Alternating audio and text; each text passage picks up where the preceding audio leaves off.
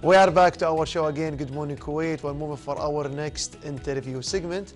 Our next guest is a remarkable Kuwaiti educator, innovator, and inspiring role model whose achievements are making waves on the global stage. She recently became the first Kuwaiti to be selected among the Google for Education Innovators class of 2026, representing Kuwait and an international community dedicated to the shaping the future of learning.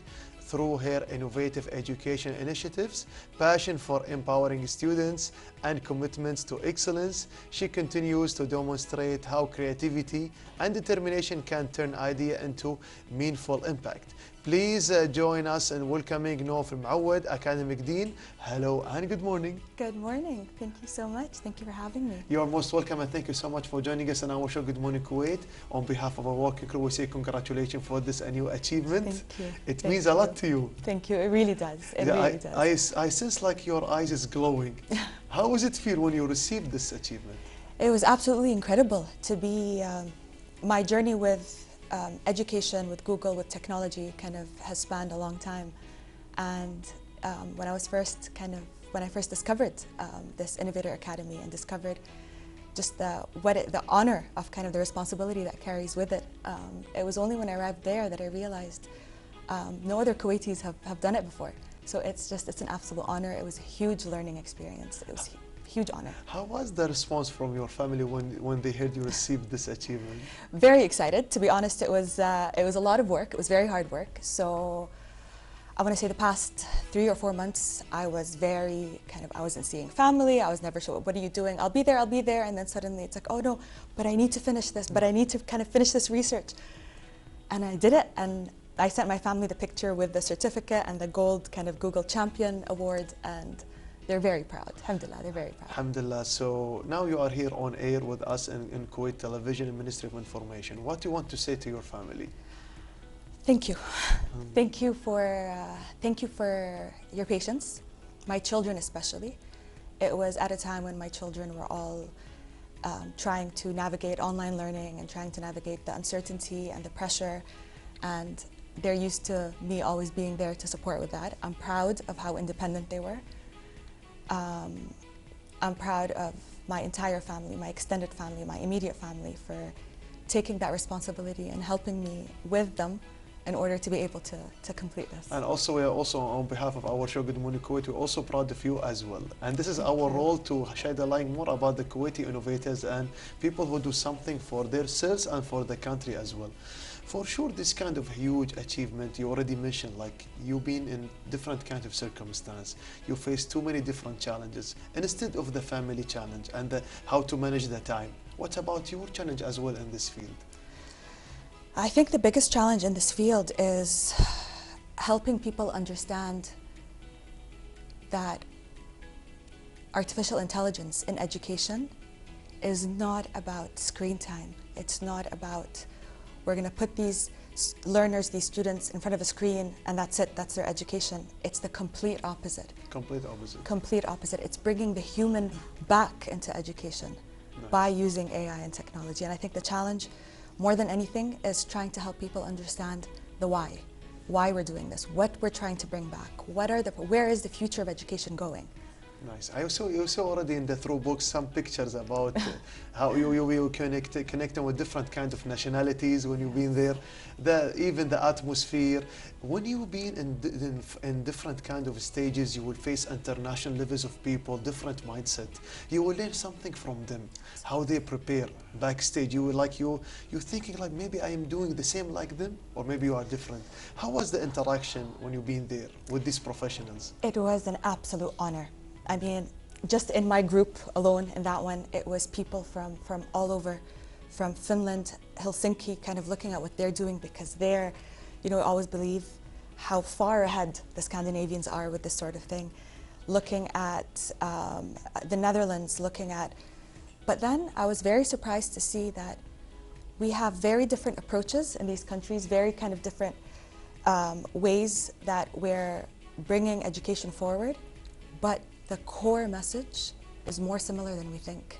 One of the most amazing things was one of my partners on my team was from Amsterdam, the Netherlands, and we smiled because when we shared our challenges with each other, we saw that we both have the exact same job title. We have the same challenge that we bring with us. Because the Innovator Academy, one of the first criteria is you need to name a challenge.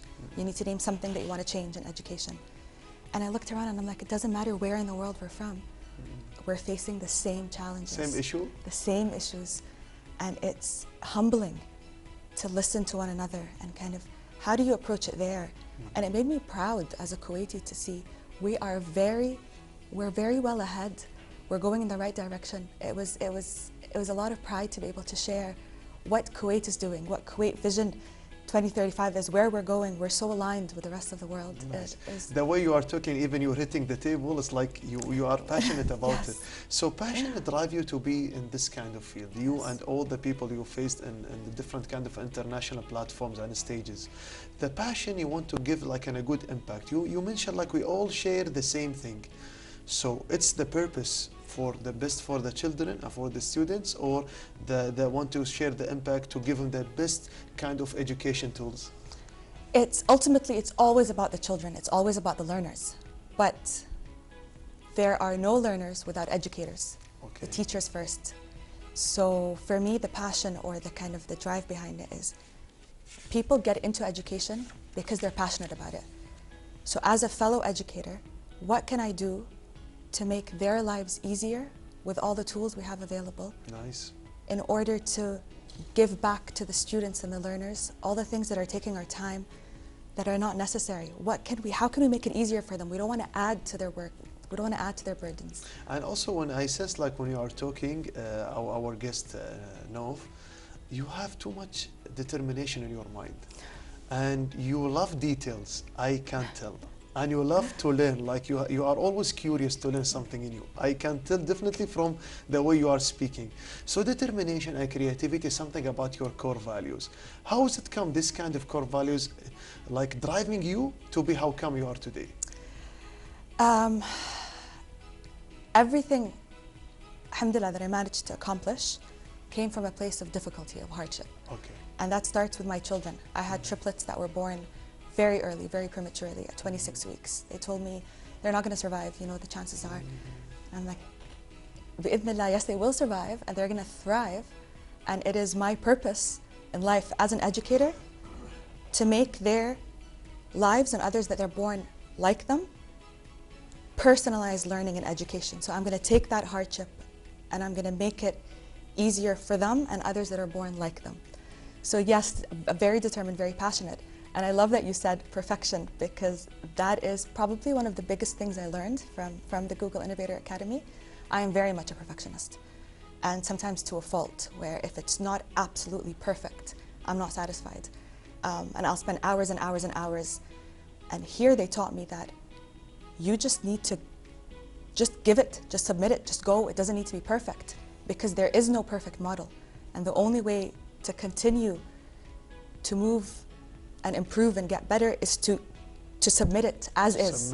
To listen to feedback from others. Nice. Not to just hold on to it with a rigid perfectionist kind of mentality. And I noticed something, you mentioned something, thank you for sharing us like your emotions and your also how you struggle, because people as someone like you are creative, they when mention about how they are struggling, we are learning something. And you mentioned about the triplets, you are a mother of 3. Four, one plus triplets. May Allah bless them as well, all of them, and you are also, they are proud of you as a mom. How can you balance between being like an innovator and a creative and people who's passionate about your field and your dream, also to be a mother as well? It's not easy. There's always guilt that comes, always. There's always something you're guilty about. It takes a village, is always what I can say. Alhamdulillah, I am blessed. Their father is an amazing support system. My family is an amazing support system. But I want to also teach them that you need to work hard to get what you want. And yes, it's a lot of sacrifice, but a lot of things happen for them and is giving them a better life because of these sacrifices. It's a very difficult balance, and sometimes it affects, you have to sacrifice or compromise your sleep, your work, your social life, your family. But they have to understand that that's life, and it's quality over quantity of time that we spend with one another. We spend all the time, you have to manage always your time, how you are thinking, because you reach in the level like because you love perfectionist and you always mention to the details and you stuck with a good routine. For sure you have a routine every day to manage your time. But before I will go with the routine, because we are curious to know more, like you are thinking too much, we'll go now about your field. Now the students and everywhere when they are studying everywhere in the state of Kuwait, in the world, they have to go with the same education system of culture, and you go about your kind of tools. How can you balance between them to improve the teaching skills? I think that is the biggest change that's taking place in education now. I think that we spent too many years giving every single learner the same standard education, the same tools, and expecting different results. And we see it with my triplets, for example, and my eldest daughter. My eldest daughter was born on time, everything was normal. She needed the standard care and she came home. If my triplets received that standard care, they would not have survived. They needed a different toolkit. And that changed the way I looked at education, where there is no standard learner. So we need to develop educators to personalize education for these learners. And I think with AI and with the speed in which it's developing, that is the biggest benefit, or let's say that's the biggest, to allow educators to personalize learning based on each learner's differences. You know, we look at their strengths. We need to stop highlighting where they're weak or where they need improvement or where they need, but we look at what are they strong with, what are they strong at, and how and what tools do we give them to help them achieve that, whatever field it is that they're going into. And also we have to share something about the parents, because now this is you do for the next generation, because you see like your children as like how I can teach this kind of generation about the new tools. This is like your obstacles and challenge for them. But what about the parents? Sometimes parents maybe they are afraid for this kind of the new tools of teaching, because they are in different generation. They already thought in different kinds. So how can we ensure the parents go for this new kind for education tools? I think the first thing is raising awareness and understanding. We are saying, and I wrote an article about this recently as well, the proof of thought, or a piece of my liver, kind of coming back to, you know, in Kuwaiti Arabic, al-kabd or al-chabd, when we talk about it, it's a piece of us, and that's the child. Organs, yeah. And it's your organs, but that doesn't translate into any other language. And it's the same thing with AI and with all these tools. We have to agree and accept that this is reality, but we have to treat it as a second language. It only comes in after they learn their mother tongue, their mother language first, which is the basics. It's the human. What does it mean to be a human? What are the... Knowledge is now a commodity. It's obsolete. We can get knowledge everywhere.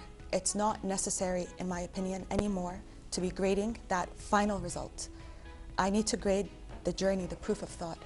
Where did they struggle and try again? Where were they creative? Where were they critical thinkers? And it's, I think, educating parents and making them aware that, as someone that just came back from Google Innovator Academy, a human first. We lay the foundation first.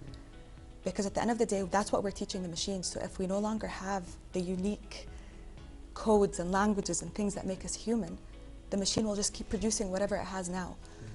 So once parents understand that it is not replacing, if anything, we're establishing the foundations, and then we're giving them a thought partner. Nice. That is going to help them fly. So it's about awareness. It's educating parents, making parents partners. Parents need to be partners with us on this. That's why I didn't interrupt you when you are mentioning this. Like I sense when you are talking, like you want to share, you have the sense of the responsibility. You know what you are doing. So what is, we need something exclusive for our show. What is next? What is next? In what sense? Yeah, for your research and for your work.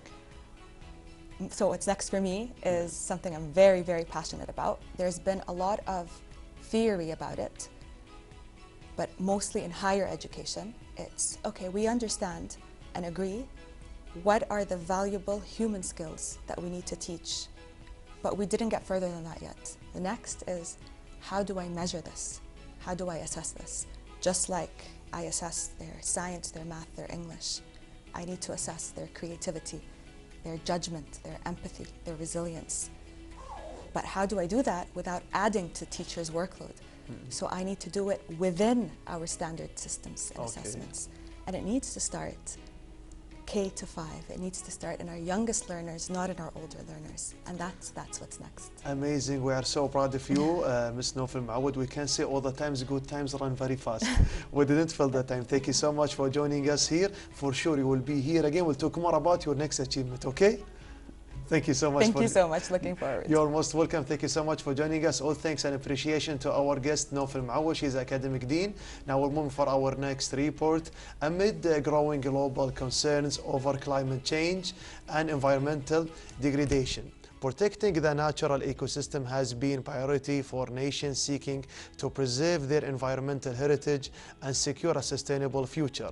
In the heart of the Central Asia, Kyrgyzstan, renewed for its breathtaking mountain range and rich diversity, is already intensifying its effort to restore the forest and the safeguard and the fragile ecosystem that support both wildlife and the local communities through ambitions, reforestation initiatives and conservation programs. The country is working to combat land degradations, reduce the impact of the climate change, and protect its valuable natural resources for future generations. These efforts not only help preserve Kyrgyzstan's unique landscape, but also highlight the vital role that healthy forests and the mountain ecosystem play in maintaining ecological balance. This report will explore more how the Kyrgyzstan is turning environmental commitment into actions and paving the way towards the greener and more sustainable future. Let's watch this report together.